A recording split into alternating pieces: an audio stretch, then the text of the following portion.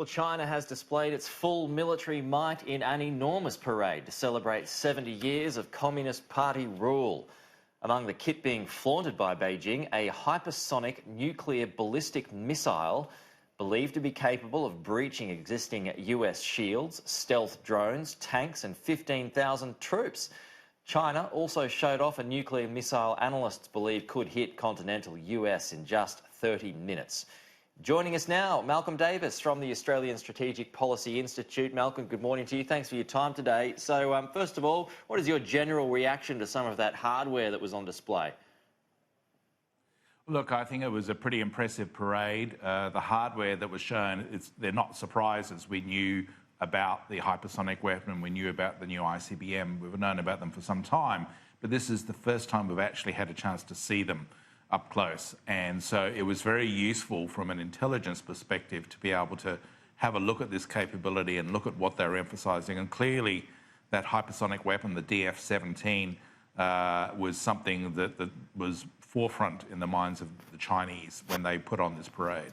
I was reminded by a friend yesterday that back in 1955 the Soviets showed off one of its new bombers and it was flying around multiple times, and the Americans were pretty worried about that, thinking that there were a lot of them, but in the end it was only one. So how much of this kit is actually operational? Look, the rule generally is that the Chinese don't put something in a parade unless it's operationally deployed. That's certainly been the case in past parades where, for example, they showed off the DF-21D, which is an anti-ship ballistic missile designed to sink aircraft carriers at long range, and that was operationally deployed shortly afterwards. So I think that we have to assume that the capabilities they put on display in this parade are operationally deployed, and that is a significant development because it means the Chinese in certain areas have an advantage or have a lead over the United States. There was a lot of the script that was actually written in Latin and not traditional Chinese characters. So how much of all this was typically for a Western audience? Well, it's very interesting when you look at the images of the missiles as they go past, they've all got English characters on them, as if saying, here's a DF-17, here's a DF-41. And that clearly is designed to be focused on the Western audience because the Chinese people wouldn't be able to read, or a lot of the Chinese people wouldn't be able to read that. Yeah, that's right. So it's really about focusing on the Western consumer. I mean, that drone that I saw yesterday amongst all of that was a really amazing piece of machinery. What's your thoughts on that, and what is its capabilities? It's actually quite scary when you think about it.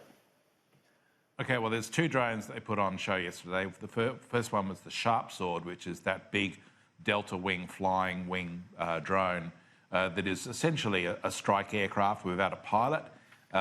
This is a capability that the Americans did pursue, but they gave up on it for some reason, and the Chinese have continued to pursue it, and now they have an operational unmanned combat air vehicle, or a UCAV as it's called.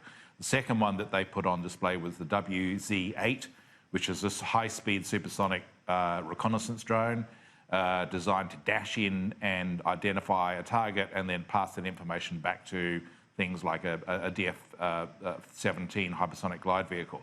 So, these are areas where the Chinese have stolen a march on the West. They've pursued technologies that we've given up on, and now they've got them operationally deployed. Tell you what, warfare going forward, it's a frightening idea. What a display that was. Anyway, Malcolm, I just want to get your thoughts on the potential for talks to resume between the US and North Korea. Where do you see that going, and how serious do you expect that to be?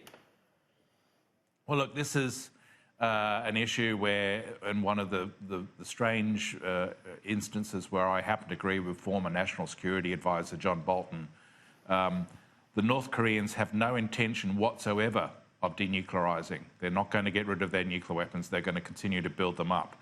No matter what we offer the North Koreans in terms of incentives or deals or negotiations, the North Koreans will continue to amass their nuclear weapon and long-range missile capabilities.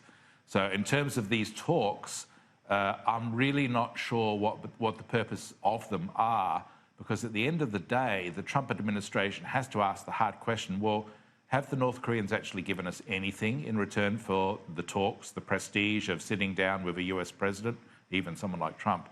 The answer would be no. So the North Koreans are not going to give up their nuclear weapons. These talks are going to go ahead, but they're not really going to achieve much.